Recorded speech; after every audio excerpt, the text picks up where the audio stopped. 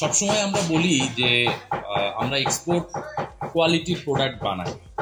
তো আজকে সেই বিষয়টা দেখানোর জন্য আমরা আজকে আমাদের ফ্যাক্টরিতে আসলাম। আমি এখন আছি এক কাটিং সেকশনে আমরা আসলে কিভাবে কোয়ালিটি কন্ট্রোল করি সেই বিষয়টা একটু দেখাবো। নর্মালি লোফার বা ক্যাজুয়াল শুজ বা যে কোনো ধরনের ফর্মাল শুজ কোরিয়াম যেটা করে বা আমরা যেটা করি, আমরা কিন্তু ক্রাস্ট লেদার ইউজ করি। ক্রাস্ট লেদার এর আগেও আমি বলেছি, ক্রাস্ট লেদারের উপরে সেমি ফিনিশ টাইপ একটা লেদার নিয়ে আমরা কাজ করি। এটার কারণ হচ্ছে আমরা কিন্তু ফাইনাল ফিনিশিংটা করি হচ্ছে ফিনিশিং সেকশনে যেটা হয় সেটা হচ্ছে ইউরোপিয়ান কিছু ক্রিম যা আমরা ইউজ করি। কেন আমরা ক্রাস্ট লেদারটা ইউজ করি? যাতে করে ওই ক্রিমটা এটার উপরে বন্ড ক্রিয়েট করে বা ধরে, বাংলা ভাষায় বললে যাতে ক্রিমটা এটার উপরে বসে, ফিক্স হয়। এটার জন্য আমরা এই টাইপের লেদার ইউজ করি। এই লেদারটা দেখেন, এই জায়গাটাতে একটা হোল পেয়েছি আমরা কি করেছি, এটা মার্ক করেছি। এখানে কিছু আছে, যেমন গ্রোথ মার্ক আছে, এখানে একটা গ্রোথ মার্ক আছে। এই জায়গাটাতে একটু লুজ দেখা যাচ্ছে, এই লুজের অংশটা আমরা একটু মার্ক করলাম। এরপরে এইখানে দেখেন, এটা শ্যাঙ্ক পোর্শন বা বেলি পোর্শনের কাছাকাছি একটা অংশ, যে জায়গাটাতে যদি আমি মার্ক করে ফেলি তাইলে যেটা হবে যে একজন অপারেটর যে কাটিং করবে তার জন্য এটা বুঝতে সুবিধা হবে। এখানে যেমন অনেক নাইফ আছে, আমার এখানে কিন্তু কাটিং ডাইস আছে। এগুলো হচ্ছে কাটিং ডাইস। এই কাটিং ডাইস গুলো ইউজ করি আমরা বিভিন্ন পার্ট কাটার জন্য। তো কাটিং ডাইস গুলো কি করি, কাটিং ডাইস গুলো এই যে পার্ট গুলো আমরা কেটে রাখছি। এখন এই যে দেখছেন এটা কিন্তু ওয়েস্টেজ। আমরা একটা আস্ত লেদার কাটছি, এই লেদারটা কিন্তু এই জায়গাগুলোতে প্রবলেম থাকার কারণে আমরা কিন্তু কেটে নিই না। এই অংশটা কিন্তু আমরা অন্য কোনো ছোট পার্টে ইউজ করব অথবা অন্য কোনো ওয়েস্টেজ আকারে বেরোয় যাবে। দেখেন এখানে কাটিং করে আমার কতখানি লেদার এখানে ওয়েস্টেজ বের হয়েছে। তো একটা লেদার একটা শু বানাইতে দেখা যায় যে এভারেজে আমার 2.5 স্কয়ার ফিট লেদার লাগে বা 2.7 স্কয়ার ফিট লেদার লাগে। এটার কারণ কি? এটার কারণ হচ্ছে প্রথমত কারণ হচ্ছে এই নাইফ গুলোর শেপ কিন্তু রেক্টেঙ্গুলার না, ইরেগুলার শেপ। এইগুলো যখন আমি বসাবো অটোমেটিক্যালি একটা ওয়েস্টেজ আসবে। আবার আমি যখন কাটিং অপশন গুলো মানে পার্ট গুলো নিয়ে যে এক্সট্রা পার্ট গুলো যে আমি আলাদা করতেছি তখন এই জায়গাগুলো ওয়েস্টেজ হচ্ছে। তো এখন আমি কিছু পার্ট কিভাবে কাটি আমি আপনাদেরকে দেখাতে চাই। এখন যেটা কাটলো এটাকে বলি আমরা অ্যাপ্রন, জুতার front part. This is most important part, যেটা একদম ভিজিবল থাকে। তো এটা কেটে আমি যেটা করে, এখানে একটা ছেলে বসা আছে, ও কিউসির কাজটা করে।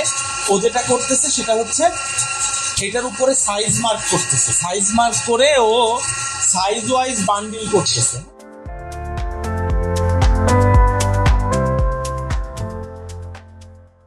নর্মালি লেদার গুডস এর ভিতরে বা শুয়ের ভিতরে প্রিপারেশন নামে একটা ডিপার্টমেন্ট আছে, যে ডিপার্টমেন্টের কাজ হচ্ছে আমি যখন কাটিং শেষ করলাম, কাটিং শেষ করার পরে আমি প্রিপারেশন করে ওইটাকে রেডি টু মেক, মানে হচ্ছে আপার মেক। যদি আমি লেটস সে আমি হচ্ছে একটা জুতা বানাচ্ছি, তো জুতার আপার গুলো আমি কাটিং কিছুক্ষণ আগে দেখালাম। কাটিং এর পরে যখন আমি এটার প্রিপারেশন সেকশনে নিয়ে আসবো, এটার কাজ হচ্ছে সাপোজ এই একটা লেদার, এই লেদারটার থিকনেসটা কিন্তু ওভারঅলি মোটা। তো আমার প্রয়োজন হচ্ছে একটা সাইডে ফোল্ডিং করা বা বেন্ডিং করা বা সিমিং করা। তো যেটার প্রয়োজন কি আমার হচ্ছে স্কাইভিং করে এখানে আমার থিকনেসটাকে একটু পাতলা করে নেওয়া, যাতে আমার ইজি টু ফোল্ড হয় ব্যাপারটা। তো এটা একটা মেশিন, এটার অপারেশন হচ্ছে স্কাইভ করা। মানে এই লেদারটার এজটাকে আমি স্কাইভিং করে এটাকে পাতলা করে ফেলবো। তো আমি যদি এই মেশিনে ইউজ করি তাহলে যেটা করব, এখান থেকে অনাসে আমি এটা স্কাইভিং করে এটা পাতলা করে ফেললাম।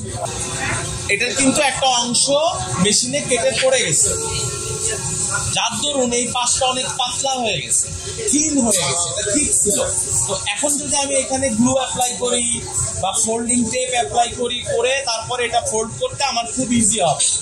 একটা হচ্ছে ইজি টু ওয়ান, আর একটা হচ্ছে আমি নর্মালি জোর করে ফোল্ডিং করতে পারবো, বাট দ্যাট ওয়াজ মানে কি বলবো, যেটা বাল্কি হয়ে যাবে, অনেক মোটা হয়ে যাবে, যেটা সুন্দর হবে না, কোয়ালিটিফুল হবে না। তো এটাকে আমি পাতলা করে এটাকে কাজ করলাম।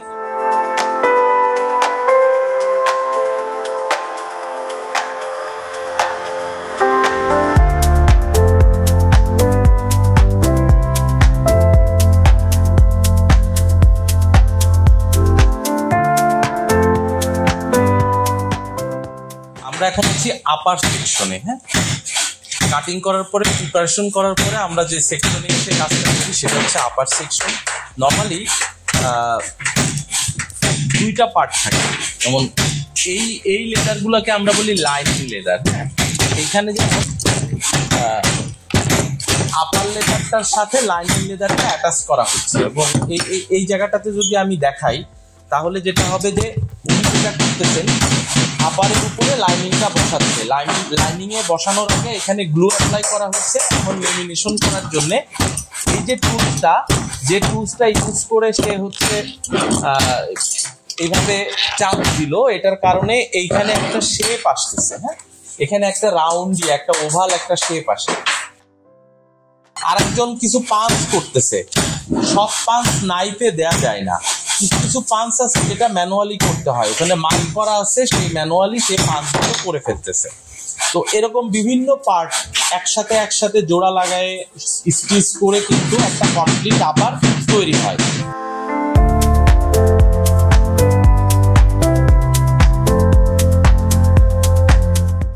আমরা যারা একটু টিউব কনস্ট্রাকশন বা মোকাসিনের ভিতরে লোফারের ভিতরে একটু স্পিয়ার কনস্ট্রাকশন ফলো করি, তার ভিতরে এই একটা শু, যে শুটার সোলটা কিন্তু এখানে আগেই স্টিচ করা, এইখানে সোলটা আগেই স্টিচ করার পরে এই জায়গাটাতে সিম করা হচ্ছে। সিম করার পরে এই পাইপিংটা এইখানে যিনি আছেন উনি একজন সুইং অপারেটর, উনি যেটা করতেছেন এই পাইপিংটা এই টপ লাইন বরাবর এইভাবে সেলাই করে দিচ্ছে। টপ লাইন বরাবর সেলাই করে দেওয়ার পরে স্টিচটা আসতেছে এরকম, এই জায়গাটাতে সেলাই হয়ে গেল। এরপরের স্টেপে এই জায়গায় গ্লু লাগায় এটা টার্ন ওভার করা হবে। টার্ন ওভার করলে জিনিসটা আপারের মতো হয়ে যাবে। এটা অলমোস্ট একটা রেডি আপার। এই আপারটার এখান দিয়ে একটা স্টিচ করে এটা ছেড়ে দেওয়া হবে। ছেড়ে দেওয়ার পর যেটা হবে সেটা হচ্ছে আমার একটা অ্যাপ্রন রেডি আছে। এটার আমাদের এই জায়গাটাতে পাঞ্চ করা, এখানেও পাঞ্চ করা, এখানে যখন ক্লোজ করা হবে, ক্লোজ করার সময় এটা হ্যান্ড স্টিচ করা হয়। আমি পরবর্তীতে দেখাবো হ্যান্ড স্টিচ করে এটা ক্লোজ করা হয় মুকাসিন সুতা দিয়ে। একইভাবে এই আপারের অ্যাপ্রনটা ভ্যাম্পের সাথে এখানে মিলিয়ে এইটাও হ্যান্ড স্টিচ করা হবে। মুকাসিন দিয়ে দেওয়ার পরে এটা একটা কমপ্লিট আপারে পরিণত হবে। এটা একটা কমপ্লিট আপার। হ্যাঁ, এই আপারটার এই জায়গাগুলোতে কিন্তু মুকাসিন স্টিচ করা হয়েছে। মুকাসিন স্টিচ যেটা হ্যান্ডমেড, হাতে করা। আমাদের কিছু জায়গা আছে যেখানে মহিলারা খুব এক্সপার্ট, যারা কিনা এক রাতে দেখা যায় যে অনেকগুলো জুতার মুকাসিন সেলাই করতে পারে, খুবই এক্সপার্ট। তো এই রেডি আপারটা এটা একটু কনস্ট্রাকশনের কারণে সোল লাগানো, যেগুলো সোল লাগানো থাকে না সেটাও আমি দেখাবো। বের করে ফেলো একদম কমপ্লিট। এখন এইটা কিভাবে আমরা লাস্টে ইনসার্ট করি সেটা একটু দেখাই। এই যেমন এটা একটা আপার, এই আপারটা ও লাস্টে এটা ইনসার্ট করবে। হ্যাঁ, লাস্টে ঢুকানোর পরে এটাকে শু হর্ন বলে। শু হর্ন দিয়ে সে ভিতরে দিয়ে এটা শু হর্ন দিয়ে সে ভিতরে দিয়ে ইনসার্ট করে ফেললো। এখন এটা লাস্টেড আপার। এখন এই লাস্টেড আপারটার যদি কোনো জায়গায় একটু আঁকা বাঁকা থাকে সেটা ওরা হিট দিয়ে বা প্রেসার দিয়ে ঠিক করবে।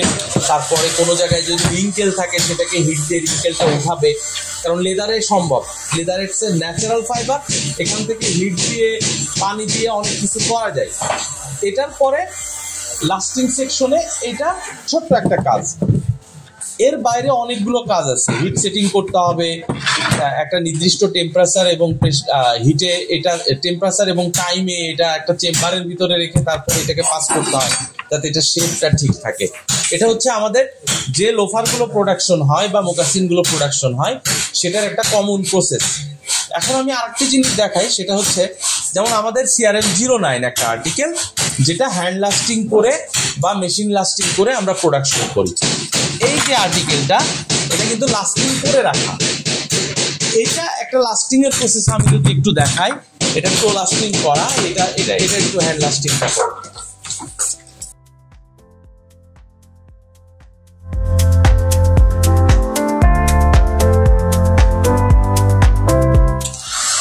এই জায়গাটাতে লাস্টের নিচে একটা ইনসোল বোর্ড ইউজ করা হয়। হ্যাঁ, ইনসোল বোর্ডটা এটা, ইনসোলটা হচ্ছে ফুটের বটম, লাস্টের বটম শেপে এখানে বসায় দিয়ে এই শেপে এখানে বসায় দিয়ে তারপরে এই লেদারটার নিচে একটা গ্লু লাগানো হয়, আপনার নিচে গ্লু লাগিয়ে তারপরে এটাকে লাস্টিং করা হয়। এটা লাস্টিং করার পরে এটার সিনারিও দাঁড়ায় হচ্ছে এই পর্যায়ে।